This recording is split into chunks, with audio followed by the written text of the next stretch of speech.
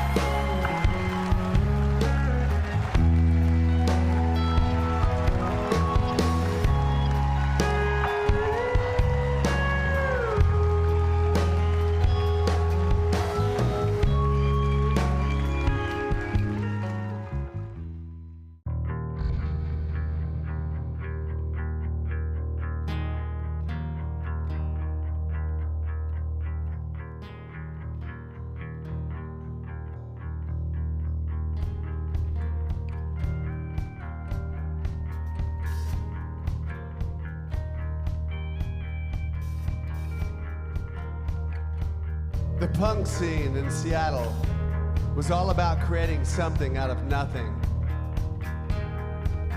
There was only one bar that booked punk bands, the Gorilla Room.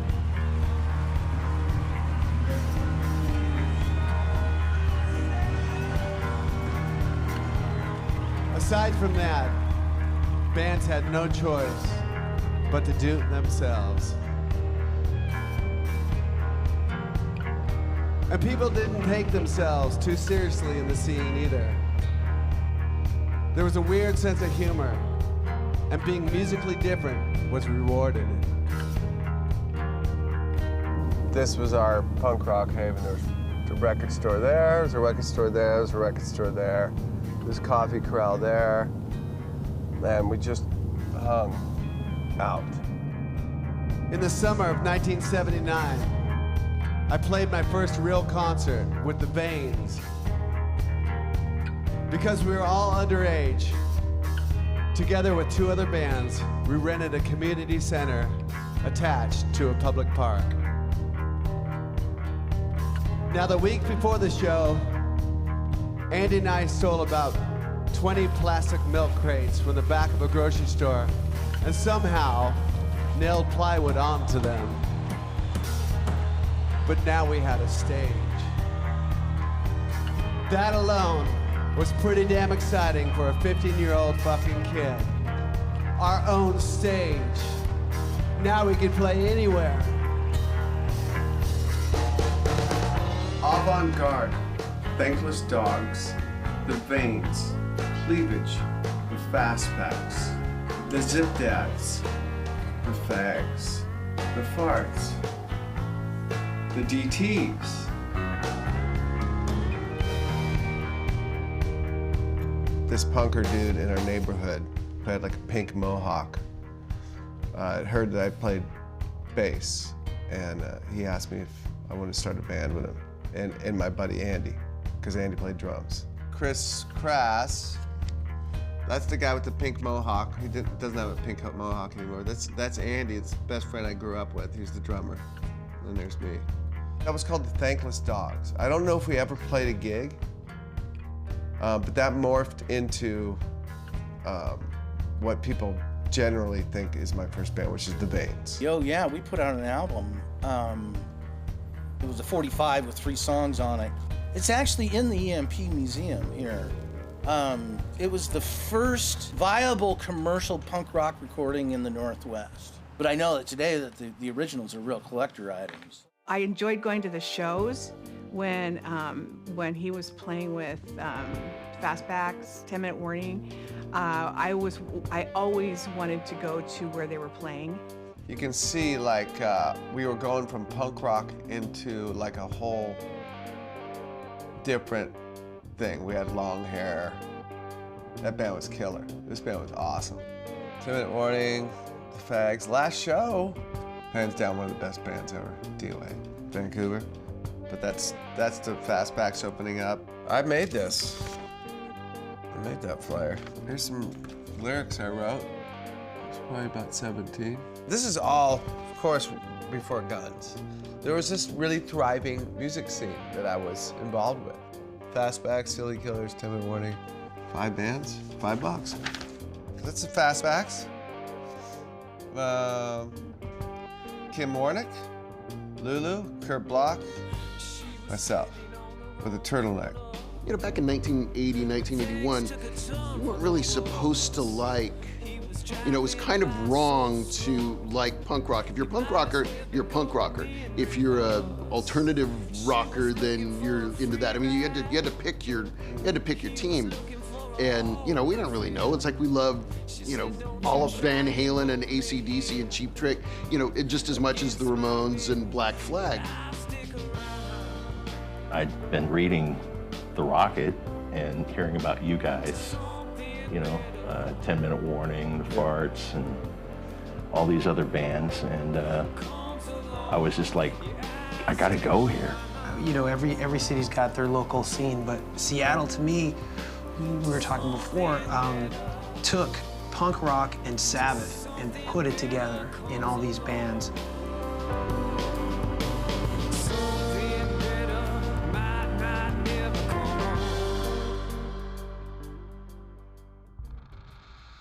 For 20 years, my mom and dad had 8 children. Myself is the oldest, John, and then Carol, unfortunately, who has departed us. And then we have Mark, Bruce, Claudia, Joan, Matt, and then Duff. I started smoking pot at a really young age, 4th grade to be exact. I took my first drink in the 5th grade and tasted LSD for the first time in the 6th grade when I was offered blotter acid by an 8th grader on my way to Eckstein Middle School in Seattle. I first snorted coke in the 7th grade too. I also tried codeine and Quaaludes and Valium in middle school. My best friends and I started hot wiring cars in middle school. Andy had heard something about the pre-63 VWs. We found out that you could actually use a Swiss Army knife and you could start old VWs. That you could start the engine with a screwdriver. At the dashboard. I don't want to give all the tricks away. We stole a few cars. I was actually a little more prolific at it than Duff was. We'd go to these parties like over in Ballard, which is far from where we were from in Seattle. And we'd have to walk or take the bus. Now the bus stopped running at 1:30. We couldn't take the bus, so that's a long walk. How am I going to get home? Hey, you steal a car, go home, you know, dump it a couple blocks away and you walk, and no harm, no foul. We always called it borrowing. We didn't call it stealing. But I was involved in more car thefts than I can count, and more than I care to remember. But Andy, I think at the end of his run, it was something like 112 cars he stole. I lost count after 200, but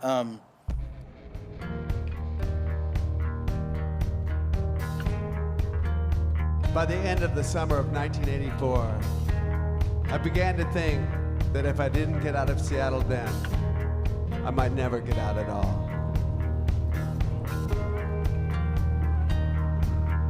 I could make it to LA in my old car, leapfrogging from crash pad to crash pad, Maybe land at my brother's apartment for a few nights. But beyond that, there was nothing in particular drawing me toward Los Angeles. It was just a place, a bigger place, a place that wasn't Seattle, and with luck, a safer place than the heroin-infested Pacific Northwest.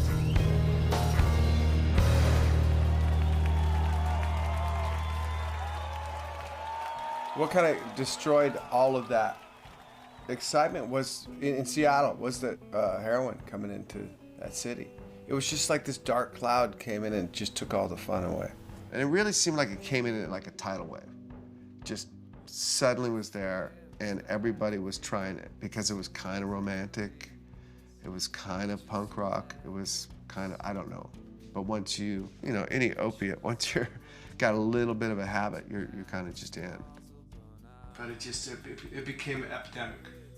You know, I think when I saw it take out these guys who were so full of life, you know, who were smart, all smart guys. Like, I was too young to even take it all in. What do you mean they're dead? We've just begun, you know? It kind of shocked me when he did leave to LA, and it was sort of an end of an era in Seattle. And the grunge thing didn't happen until, 10 years later.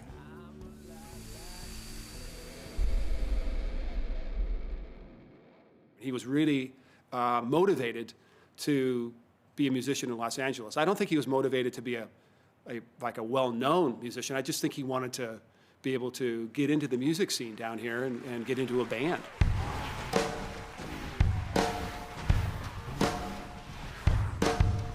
Slash told me what booth that he and Steven would be sitting in at Cantor's. I knew to walk in and look to my left. I put an ad in the recycler for a bass player, influenced by Aerosmith and Alice Cooper, and I'm not sure who else in there. And he called, and I had him meet me at Cantor's Deli.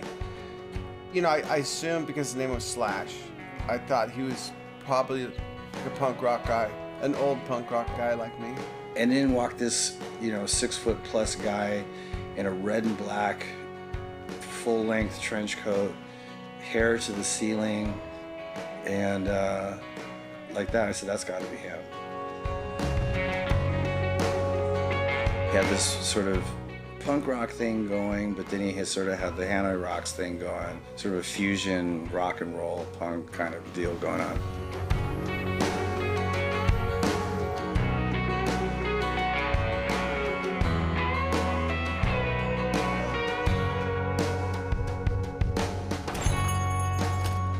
I walked in, looked at the first booth on the left, and saw all this fucking hair. Somehow, I'd expected these guys to look like Social Distortion.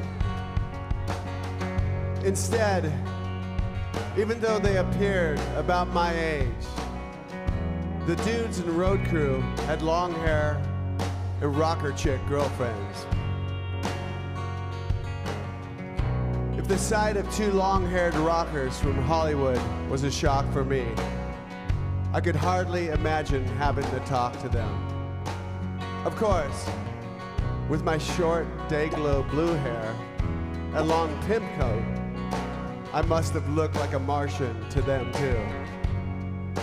And both parties were a little surprised and curious when we first met face to face.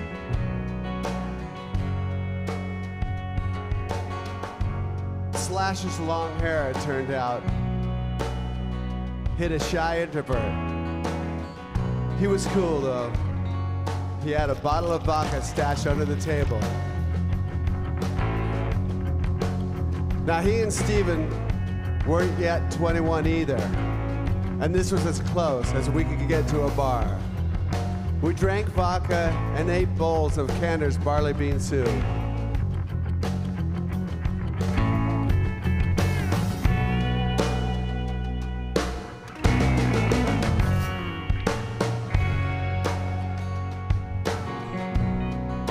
And Steven Adler, he was really nice. and expressed himself with an infectious, almost childlike enthusiasm. He said, listen, we're gonna be great. Gonna get the feet stomping and the hands clapping. And he still says that to this day. Gonna get the feet stomping and the hands clapping.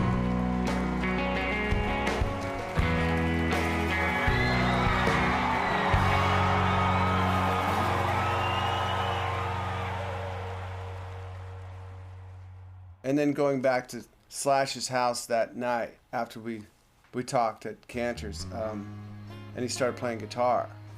I was like, what is up with this guy? He had a snake, you know, and thing, he had the snake out. Like, she's such a sweetheart. Like, it's a snake, dude. I don't know about this sweetheart. And you're playing guitar like that? When I showed up at my first GNR rehearsal in late March 1985, Axl and I said hi to each other and started joking around about this and that. And I liked him right away. Whoever was running the sound then asked Axl to test out the microphone. And Axl let out one of his screams, and it was like nothing I'd ever heard. There were two voices coming out of him at once. I suppose there's a name for that in musicology. But all I knew in that instant was that this dude was different and fucking powerful and fucking serious. And as for Izzy, he wasn't from the school of fancy guitar playing. More a Keith Richards than a Eddie Van Halen. Not only a great songwriter, but in my eyes, the baddest man walking the planet.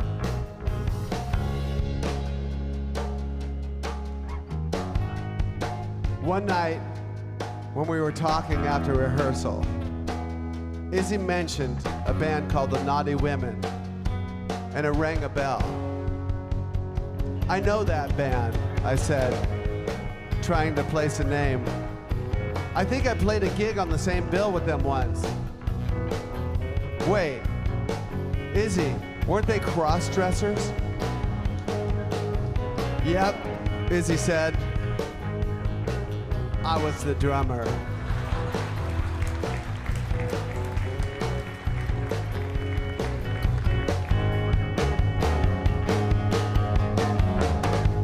Finally, Slash and Steven agreed to come to a rehearsal just days before a previously scheduled June 6th gig at the Troubadour that was supposed to serve as a warm-up for our tour. We met at a space in Silver Lake. We rented it for $6 an hour, and that included a drum kit. From the moment the five of us leaned into our first song, we could all hear and feel that the fit was right. The chemistry was immediate, thunderous, and soulful. It was amazing, and all of us recognized it instantly. There had to have been some sort of meant to be kind of thing going on, because Duff ended up there, Izzy, Axl, Steven's from Cleveland. I mean, and we were the only guys that could make up that band. We knew we had to make it on our own, and after our Seattle road trip, failure was not an option with this crew.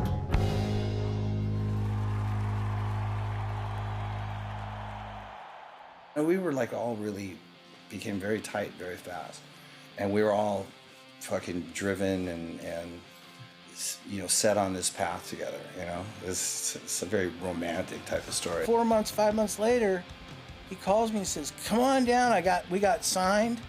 I just got $20,000." And he bought me a plane ticket, and I went down there, and because they were playing at the Whiskey, and Aerosmith's manager rolls up, and they got this, you know, limousine, and that's when, you know, Duff said, "Well, you can't come. You can't." I'm standing on Sunset Strip. First time I ever been to LA by myself, and Aerosmith's manager, Tim Collins, wanted to meet with us. And I couldn't very well bring my friend along for this big meeting. It's like, well, wait a fucking minute. What am I gonna do? He goes, just, you know how to get home or what? Here's the key to the apartment. Just go to the apartment.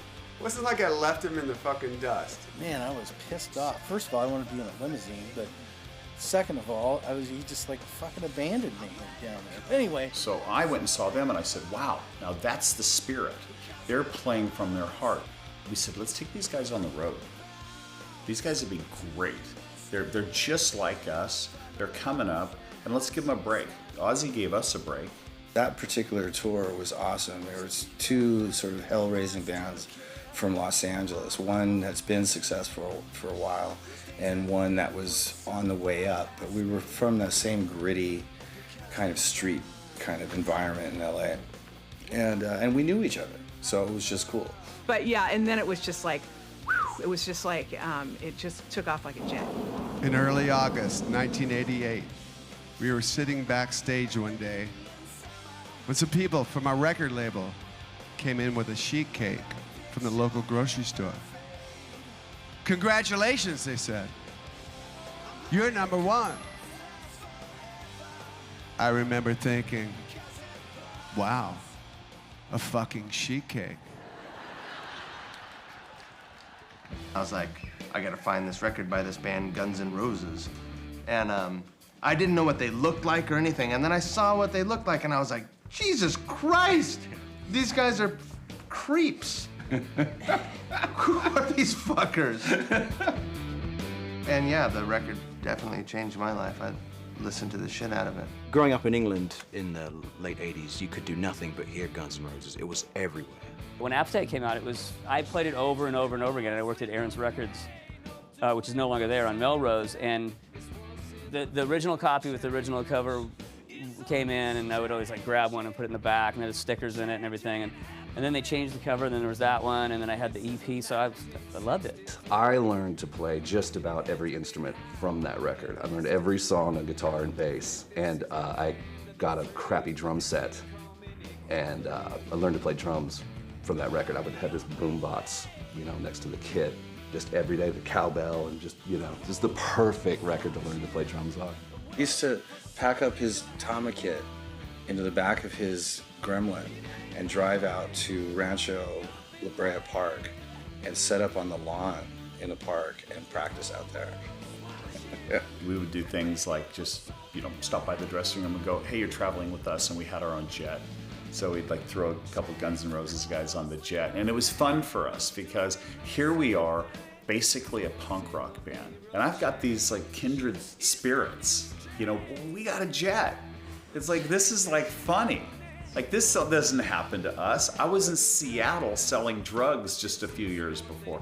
I got a jet. Now I got brothers. Let's just go wreck shit. I think it was the Monsters of Rock show where they just blew everybody out of the water. Within a week of that show was talking about this new band from America that was kind of a mix between like just really edgy, heavy metal and punk. A trippy phenomenon to be inside of, because you go out and tour, and we come back to LA, and everybody, we were gone for a year and a half. We came back, and everybody's dressed like us. The Guns N' Roses and the big shows, that stuff made me uncomfortable. It was uncomfortable to be around it. It was I don't know, it was surreal that my buddy was playing the Kingdom. When we walked into a room, we were sort of like this little gang, and nobody could fuck with us, and nobody could fucking rock better than us, and there was never felt intimidated by anybody, and it was just like this thing, and it was very tight. I remember seeing them opening up for Aerosmith. And Duff was on the road. He'd been on the road with opening for Aerosmith for a while, so I couldn't even talk to him. Couldn't get a hold of him. There weren't cell phones or anything, so I had to get my own tickets to go see him. Seeing my brother up on the stage in front of, I don't know how many, 50,000 people maybe. And for the first time seeing him in that sort of environment, thinking, oh my God, this is amazing.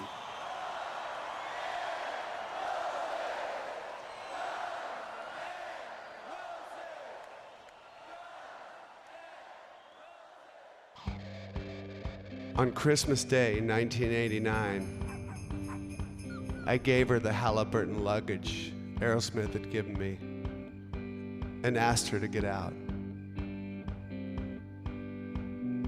I was adamant and I was keeping the dog. Merry fucking Christmas. I felt completely lost and heartbroken. I thought I'd let my mom and my family down. I thought I'd been caught living a lie, or rather lies. Those little lies you tell yourself to help make your life fit a more idealized image. Now they had all suddenly been laid bare. For me, it all boiled down to one simple thing. Just like my dad, I thought, in whose footsteps I tried so hard not to follow. It was awful. It was awful. We got to see right before us, infidelity on my father's part. We got to see our mother break down. We would be there, picking up the pieces of what my father left behind, including each other.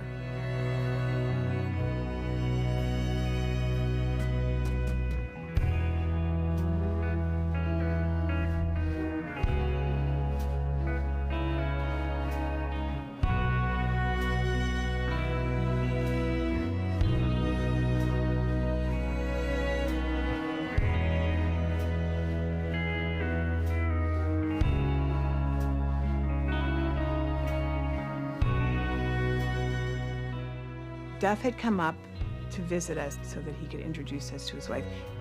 And we went out for breakfast at a really nice restaurant. So he ordered a screwdriver, a triple, and he told the waitress, just keep him coming. And that was at breakfast time. She was a heavy drinker, and she really contributed, I think, to his problem. That was not a good marriage.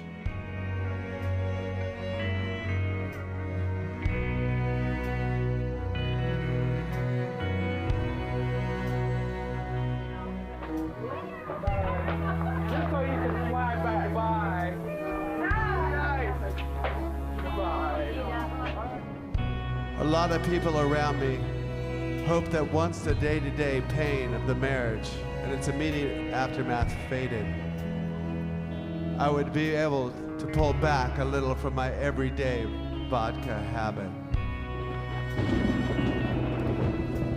But instead of straightening out,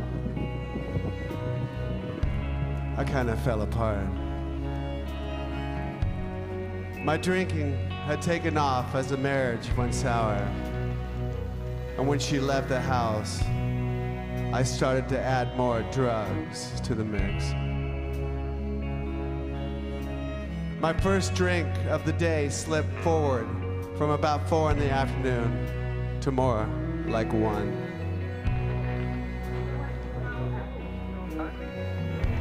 I also started to score larger amounts of cocaine so that I could drink more for longer periods of time. It proved a diabolical cocktail for me. Now I could drink until I finally had to sleep, and if you're doing coke, you don't have to sleep for up to 4 days, in my case. The only time I slowed down was if someone I respected, like my brother Matt, would say, "Slow the fuck down." And I figured I'd cut back on the drugs and booze at some stage when the heartbreak subsided.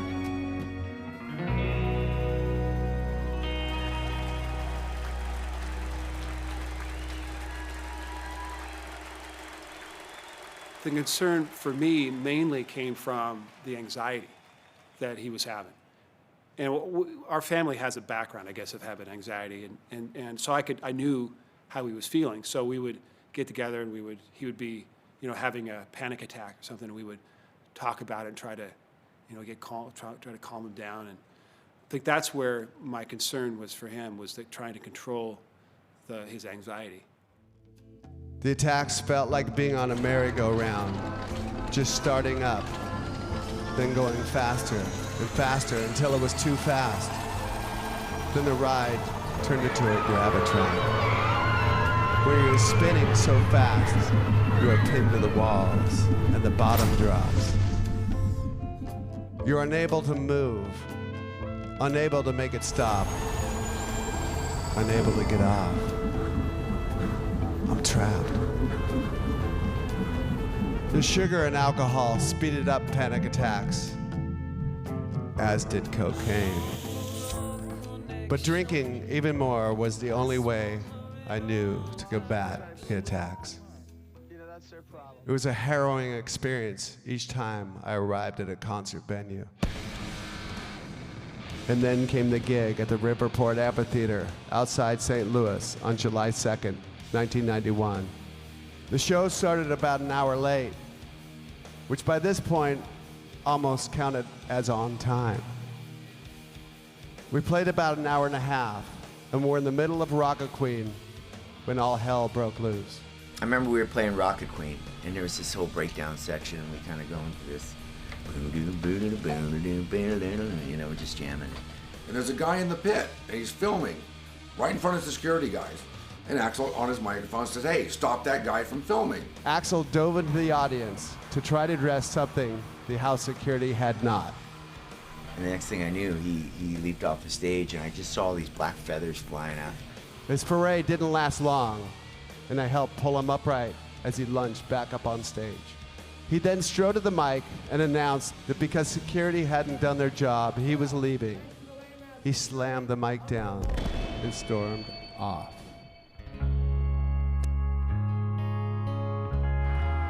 It was like a mob scene, you know. You saw the crowd kind of gradually turn into a mob.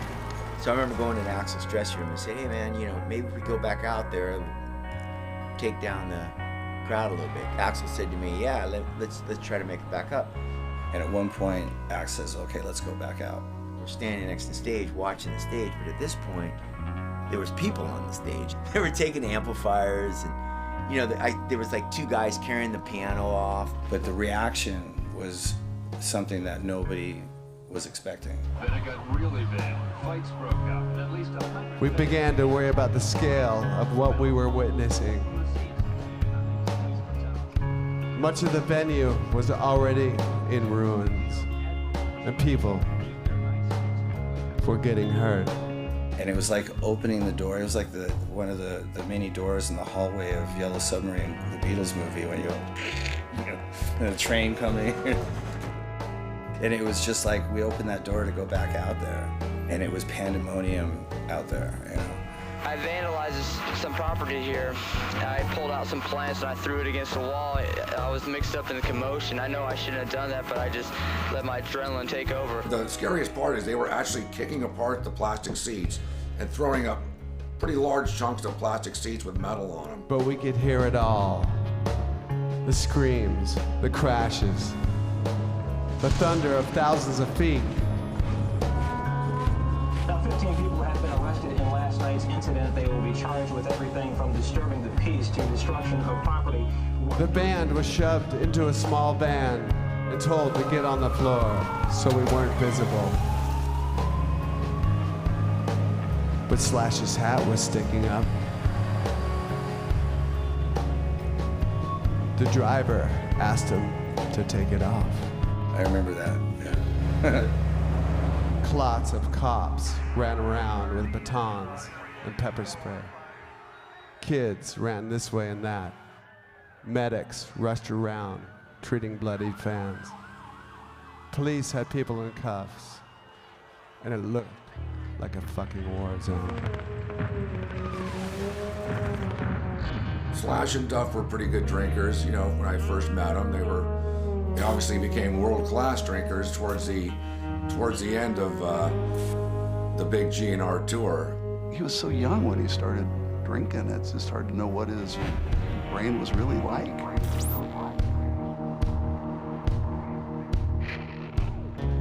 We used to get up every morning, make a fucking cocktail of a big solo cup of vodka this high with a splash of cranberry juice.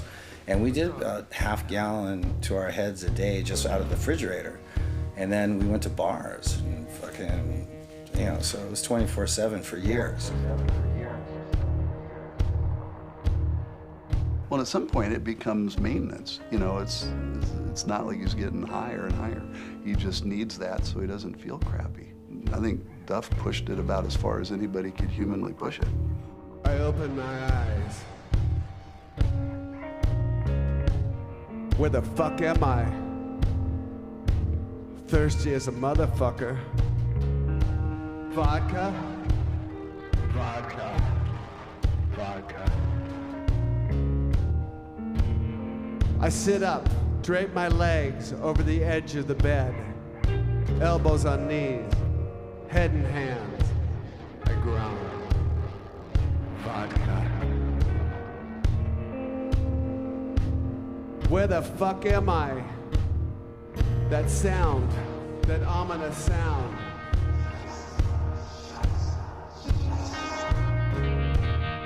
Scheisse. Not a good word. The change in tone. The bad rumble of a stadium of fans becoming foes. Again. Not again. That much vodka and that much cranberry. He would take his first sip of it and he would realize right off the bat that it wasn't the mixture that he wanted, so he would just chuck it into the barricade and he'd look over at me, turn his back and go, and I'd have to make him a proper one, unfortunately. So. He could go through and would go quite frequently through a half a gallon and a fifth of vodka in a day. I spit on the hotel carpet again and rub my eyes. Knock at the door. Thank fuck. Ice. I pour a tumbler of vodka over the fresh ice cubes. Back in the jet, snort some more coke. Vodka. Vodka. Vodka. No, Izzy. It's not going down like this. Don't go. The whole room is vibrating with anger from within and more ominously from without.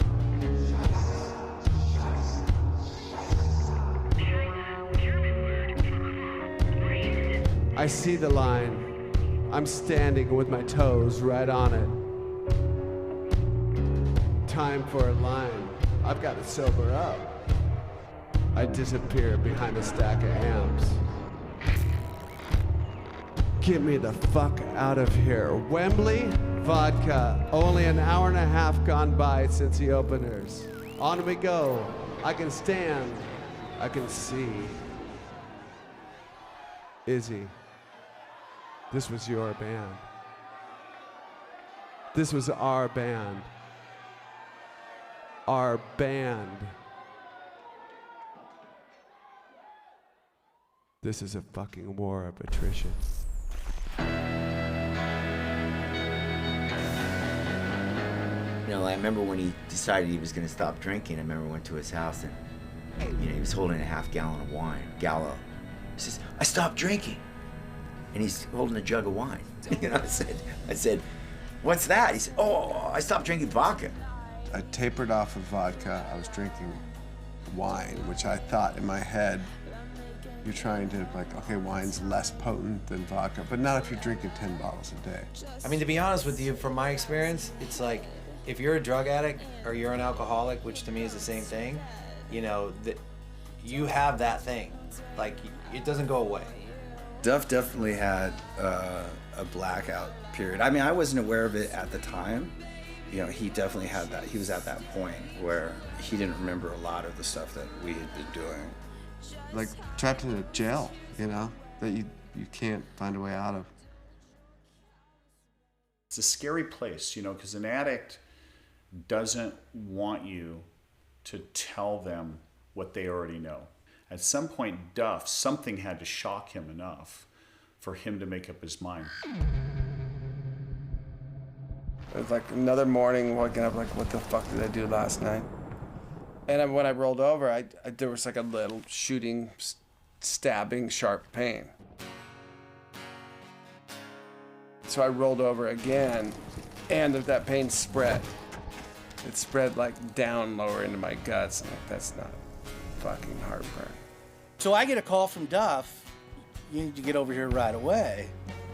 So I go upstairs and I find him laying on the floor, sort of in a half fetal position, naked as a jaybird. Mama put those guns in the ground. I can't shoot them anymore. Those cold black clouds that come around. It spread and I couldn't move. It was like I was on fire. So I suddenly thought, this is it. Come on, knock, knock, knocking on heaven's door. Knock, knock, knocking on heaven's door. Let me hear ya. Basically, half flung him over my shoulder and get him into my car, and we go to Dr. Thomas's office, which is about 4 blocks away from here. Basically, alcohol is a poison. In his case, it was just direct toxicity to the pancreas cells, and they just get pissed and release all this nasty juice into themselves. And they got me to the hospital. I asked everybody, the RN, and just kill me, just kill me, just kill me. It's barely whimpering, just kill me. There was a guy with a broken back, and there was me, and they had morphine in, and it wasn't working, man. And the guy with the broken back said, "Man, I got a broken back, but I'm just glad I don't have whatever you have." Well, he said, dude, my pancreas exploded. I gotta slow down. I guess that was pivotal for him, that moment. And I think his life changed after that. My pancreas had expanded the size of a football, and it burst. So I did have third-degree burns on the inside, and so I was on fire. No, I mean, not like you'd think of a colon exploding or a gallbladder or appendix exploding, but it basically just started chewing itself apart from the inside out. Monday, I saw his smiling by Tuesday. We talked a while. I remember them asking Andy all these questions about me. What's your friend on? What's your friend? Like I wasn't there, and I really wasn't. I remember at one point telling me that, it's a good chance he's not going to make it through this. And so I went out to the hospital, and I saw him out there, and his mom was there, just like he talks about in his book, and it was hardcore. And they gave me a button for the morphine, a button for the Librium. Take as needed. So I was just like, huh? The last thing you need when somebody's basically having a third-degree burn inside their abdomen is to have them also go through alcohol withdrawal. But they came in and did another ultrasound before surgery, and my pancreas had come down. It's looking like you've been given a second chance, dude. And you better figure out what you're gonna do with it. And that was like all the rehab I needed. You knew this was coming, I thought. All you ever wanted to do was leave your mark on the world. Get in, get out. You've done that. I figured as part of Guns, I'd left a big mark. What else do you have to live for anyway? What else do you have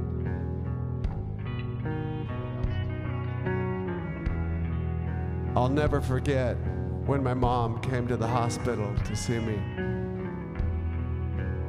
She was in a wheelchair from Parkinson's disease.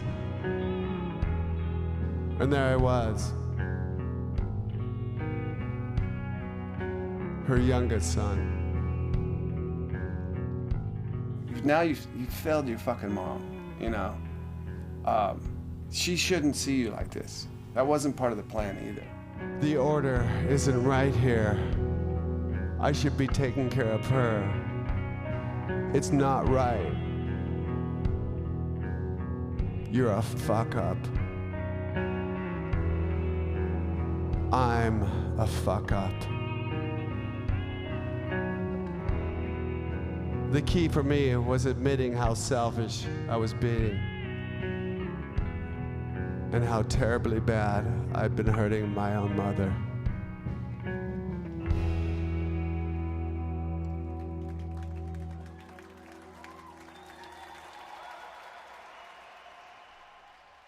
Who knows what the crystal ball ever holds, right? But, you know, if he hadn't stopped drinking, I don't think he'd be here. You know, he really would have pushed it to the point where there's no coming back.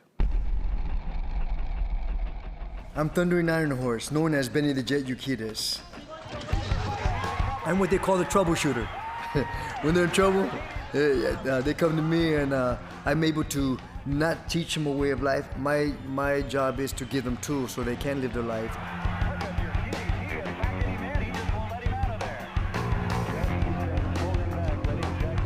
I teach the art of war. I teach the art of mental warfare, physical warfare, spiritual warfare, character warfare. You know, I turn people inside out, and so they can see themselves. And sometimes, a lot of times, we hide it very well.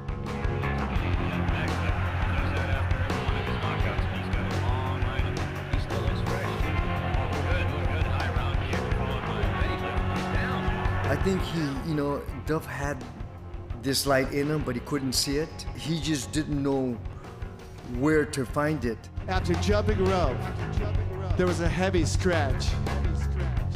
I would be shaking by this point. And Benny would stretch me, and sometimes that would be the rest of the workout. He could tell when my body had been pushed far enough. He could also pick up on stress during the stretching sessions. He looked at my eyes and gauged the tension in my muscles and could tell what was going on inside of me. He talked to me when he sensed I was receptive to his lessons. But it wasn't a conversation. Still stretching me, Benny began to talk. It can feel like everyone is out to get you. That's when you have to refuse to succumb. Make people realize you are a force. But you also have to give and take in these situations.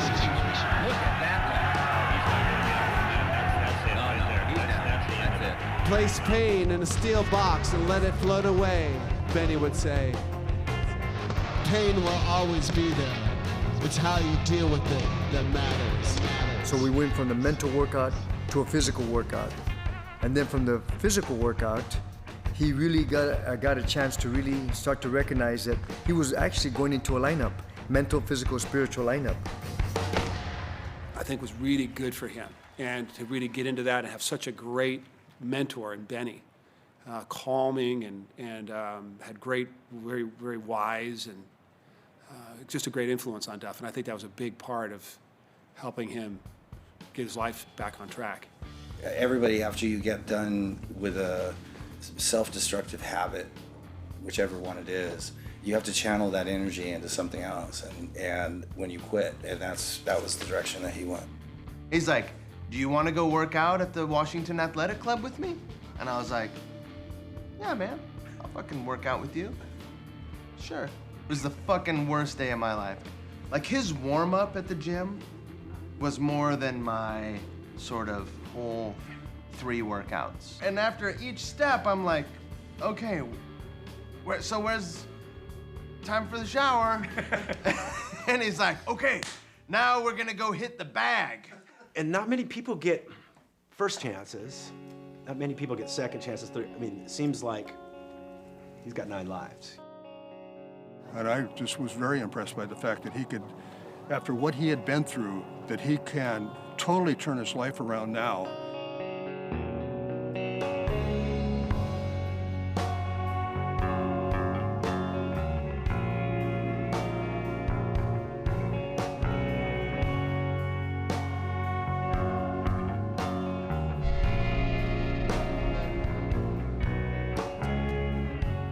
Her name is Susan, he said as we waited for her to answer.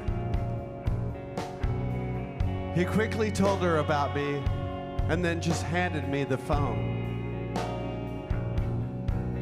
We exchanged pleasantries and agreed to meet up at some stage when I got back to LA in October. And she sounded really nice. He connected us on the phone, and the minute we started talking, we really just kind of clicked. I know it sounds crazy, but it's true. And we just enjoy each other's company, good old-fashioned way, just talking on the telephone. And as we walked past a newsstand, he pointed to a magazine cover. "That's Susan there," he said. "Oh." "Oh, check this out. She happens to have, a picture in Allure magazine this month." And then he showed Duff the picture, and Duff was like, "Yeah." Now call me shallow, but I was much more interested once I saw that fucking photo. She had long brown hair and dark almond-shaped eyes. Fucking beautiful. She was nearly naked in the shot too, and her body was absolutely slamming. "Yeah," Stain said, reading my mind. "She's the real deal." I didn't want to say it, but the famous fashion photographer Stephen Meisel gave her the nickname The Body after one of their shoots. "What's the body's last name?" I said. "Holmes." She was 5'11", and I fell in love with her in that very instant. And we were pretty much inseparable ever since. I think that they just got together. It was just a great, great match. Yeah, I think that all the bad stuff had already happened to him, and so when she came along, she, I don't think ever saw any of that. For all who have touched the lives of these two, have helped them on their journey, who are their friends now and will be always, we pray to the Lord. Lord, hear our prayer. I, Duff. I, Duff. Take you, Susan. Take you, Susan. To be my wife. To be my wife.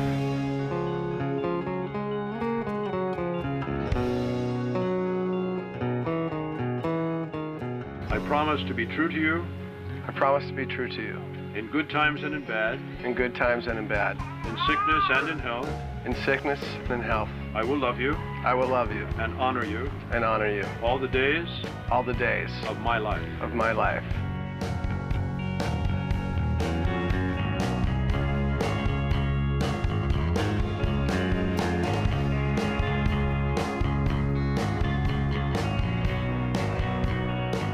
Present to you for the first time as a married couple, Mr. and Mrs. Duff McKagan.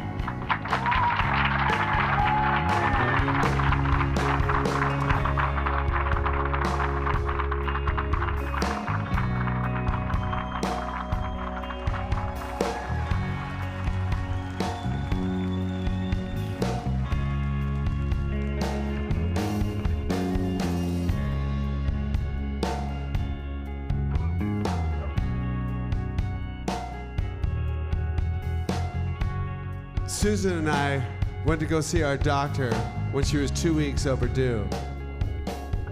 He said he was going to make us an appointment to go into the hospital the following morning so they could induce labor. Shit. Susan showed me through 15 excruciating hours of labor that she owned the warrior spirit of 10 men.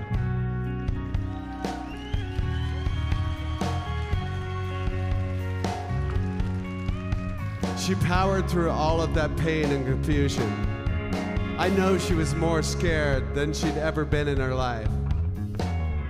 But she never quit, and she never cried. And then it happened. Our daughter. My daughter? My baby girl. I have a baby girl. I have a baby girl.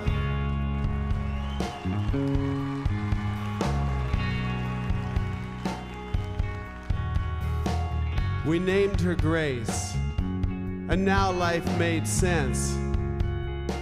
This was why I'd survived my pancreatitis. I was here to be a father of a baby girl, and I was at last ready for it.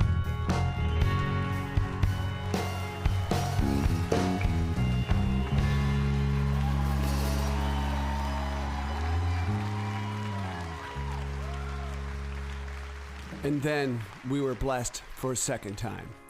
Susan gave birth to our second daughter, May.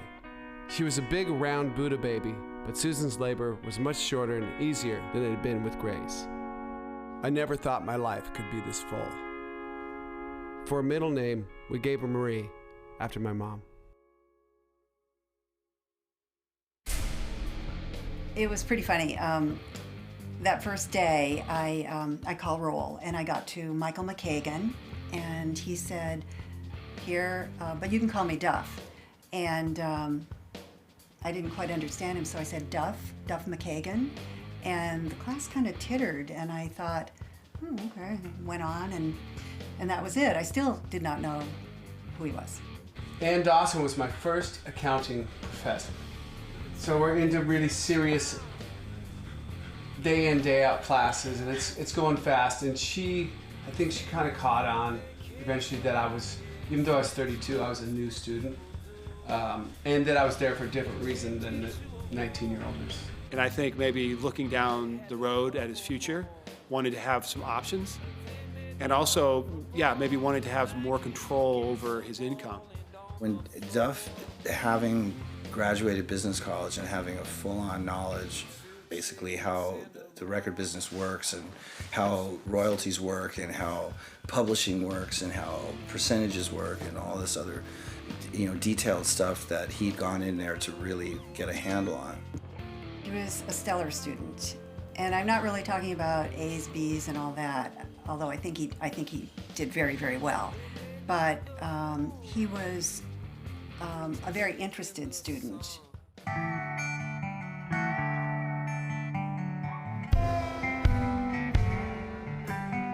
For some reason, me and Duff decided to take the subway downtown.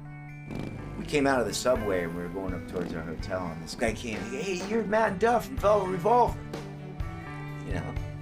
And we'd been these guys from Guns N' Roses their whole life, And we were like, oh yeah, we are. That was a really good moment for us. We have a new life, a new beginning, which was cool.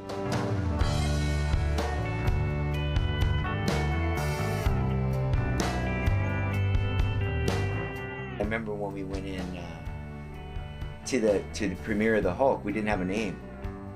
And Slash had Revolver, but we couldn't trademark that because there was a million revolvers, I remember we were walking through the door to watch the premiere of the movie, and Scott goes, what about Dead Velvet Revolver? I think Duff said, why don't we just get rid of Dead and call it Velvet Revolver?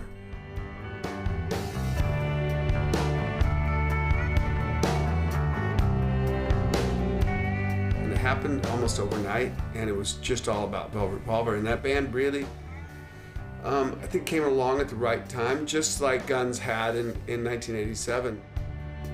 At this point, I should have taken a step back and assessed the situation. Never before had I felt I had so many people depending on me. I was now juggling being a good father and husband with trying to get a guy sober so that he could do the same.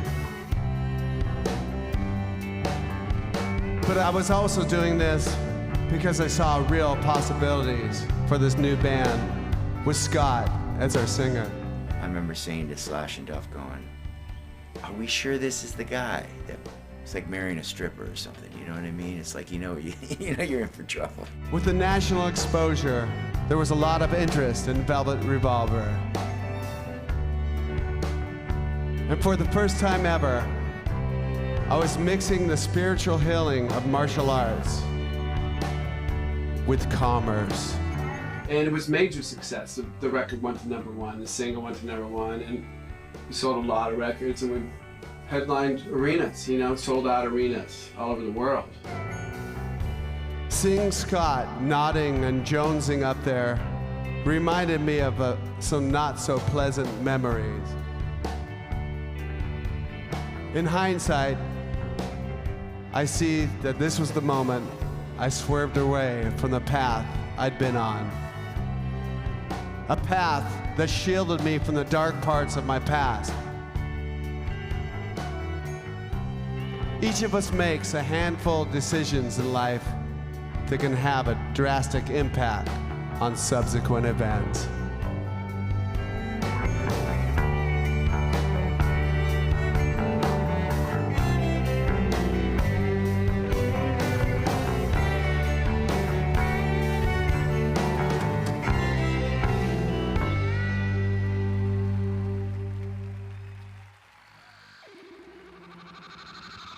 We flew out to New York to master the record, and when the record was finished, we were at Sterling Sound, and high up on a shelf somewhere in the studio there was an unopened bottle of Jack Daniels. And so I fell off the wagon that night. And I remember I was the first one that fell off, and everyone kind of looked at me like I was the Antichrist, It's like, this sucks. I remember this is the fucking most boring shit. I'd go backstage, and they'd be sitting there, these guys would be reading books and shit. And I'm like, what the fuck just happened to rock and roll? Really? Is this how we're gonna do this? You'll get an extended adolescence by being a musician that's working, period. So there's just no rules, really. One of my lowest bottoms during that, and I allowed it. I watched it happen, and I allowed myself to go down that path. I actually was very aware of it and conscious of it, and just kept going down that rabbit hole to see where it was going to lead. And when I finally got to the bottom, I was like, you know what? After all these years and this and that and the other, this sucks. By the end of 2005, everybody was pretty fucked up on something.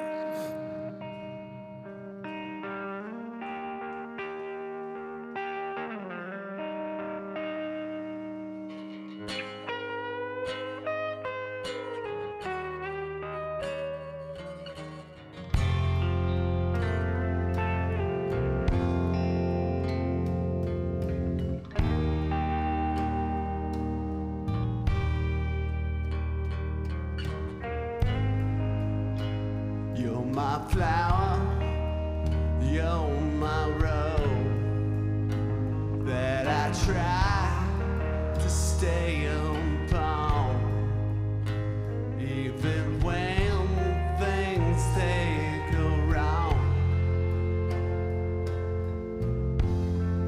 You stay there with me.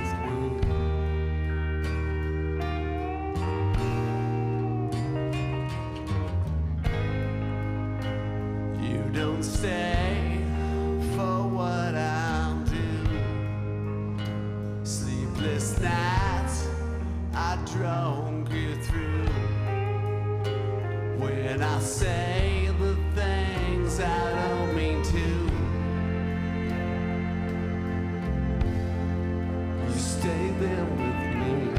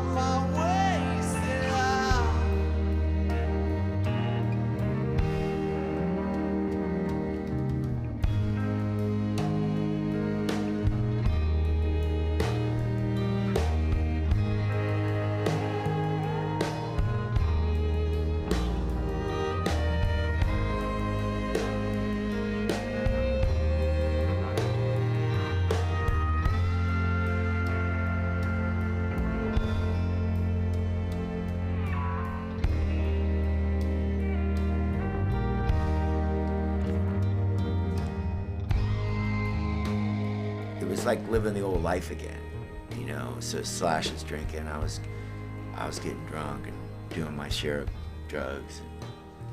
But Duff had gone into this sneaky pill popping thing. I looked at the bottle for a few minutes, then opened it and shook one of the pills onto the palm of my hand. I swallowed a Xanax pill sitting in a hotel room because everything seemed to be coming down on my shoulders. Fuck. I think in his mind, pills would be okay. That won't affect my pancreas, right? I remember the moment thinking about the pills in my backpack, and I knew the moment I thought about it, like, you're in trouble.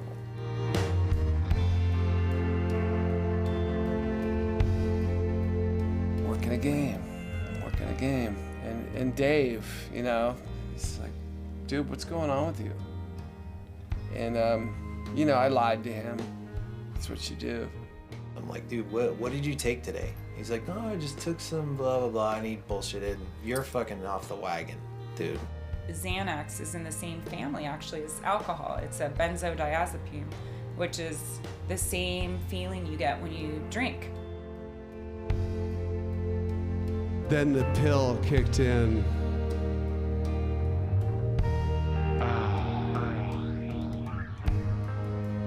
Everything's fine. The next day, I took 2 pills. My high tolerance for drugs came right back. By the 3rd day, I was figuring out how to get a hold of more pills. Lots more pills. In a week's time, I was at 22 milligrams, so 22 of those pills a day. He just was like, everything was slow motion. I knew at that point, like, okay, you're taking pills again, and you're not just taking them to fly. When I knew he was in trouble, so I found him on the tour bus, passed out on the toilet in the tour bus.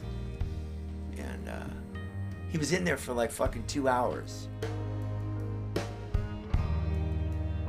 I'll deal with this soon. I've got what it takes. I'll go cold turkey as soon as I'm home.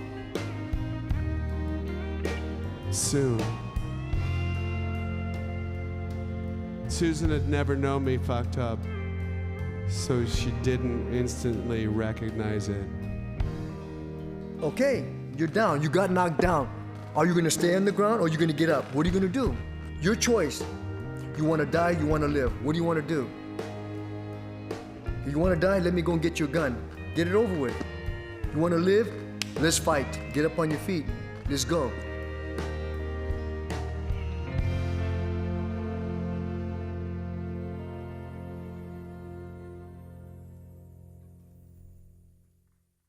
I needed this to happen to me. I wasn't bulletproof. It was time to get back to the dojo. That was a real awakening for him. And thank goodness for Susan and the 2 girls, because they really have helped him to be a good family man and papa. Yeah, they got great kids, 2 great girls, and yeah, they're both fantastic parents. He's a great dad. I'm probably the luckiest guy in the world, you know, to have grown up under the tutelage of 7 siblings. Like through all the different periods of my success and going back to school and having kids and all that. You know, my brothers and sisters are pretty grounded, and I think that kept me pretty grounded. And we can talk about Duff a lot and not talk about Guns N' Roses. Obviously, it's part of his legacy, but it's not who he is. It's just part of who he is. And that's what I find fascinating about him. I maintained an idealized Norman Rockwell-like picture in my mind of how our home life should look,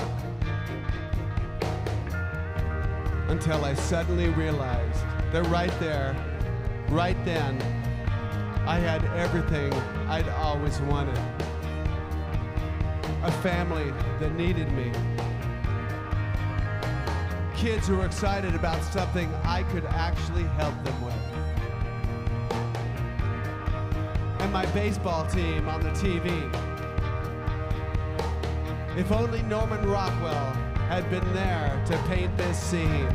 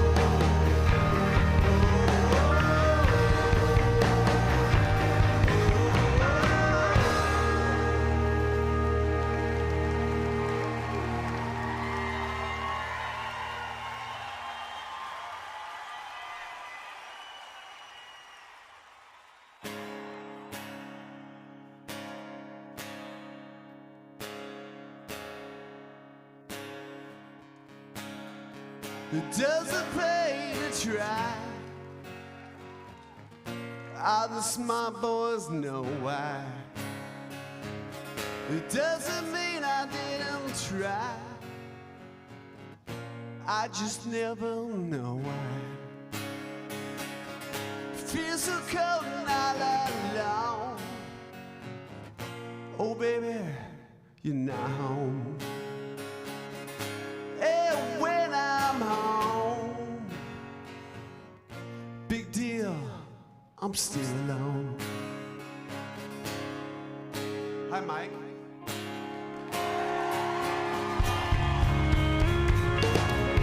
Feel so restless as I am. Bang my head against a pole. Try to knock some sense down inside my bones. And even though they don't show, the skies are so you can't put your arms around a memory. You can't put your arms around a memory. You can't put your arms around a memory. Don't try. Don't try. Don't try.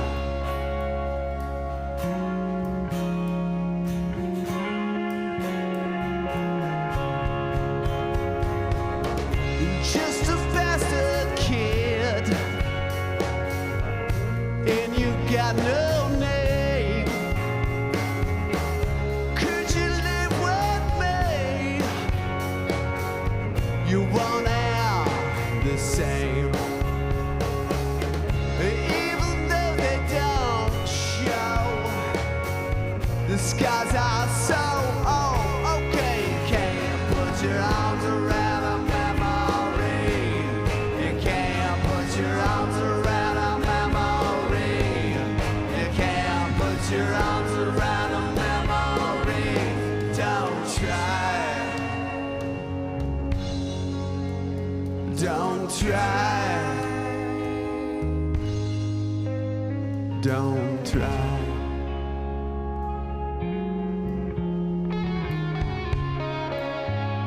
Seattle, on the pedal steel, Mr. Paul Hutzler.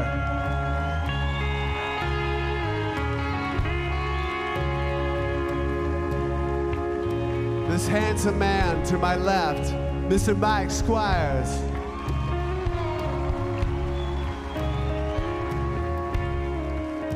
International man of mystery, Mr. Berg Thomas on the drums.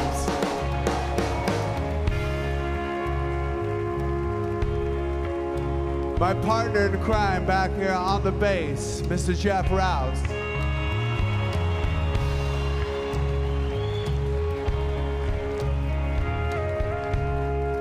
There's been a vote, the best guitar player in America, right here, Mr. Jeff Fielder.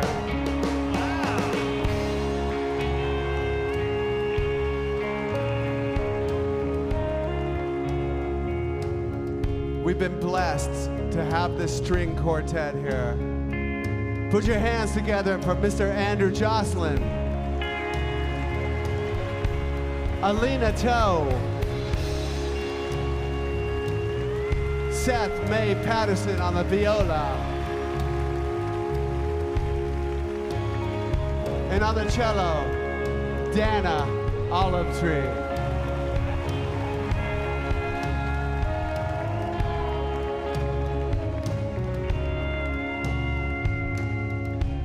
And this man right here, we've journeyed through some shit together.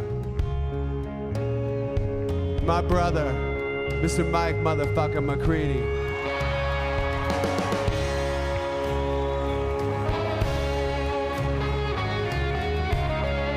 We're gonna ask you guys to help in a second here.